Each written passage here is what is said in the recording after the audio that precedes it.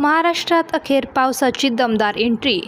पुणे, मुंबई, ठाणे आणि कोकणातील अनेक भागांमध्ये मेघगर्जनेसह जोरदार पावसाने हजेरी लावली असून उकाड्याने हैराण झालेल्या नागरिकांना मोठा दिलासा मिळाला आहे.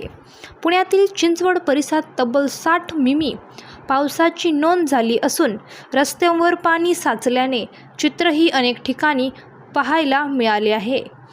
दरम्यान IMD कडून राज्यातील अनेक जिल्ह्यांना पावसाचा आणि विजांच्या कडकडाटाचा इशारा देण्यात आला आहे.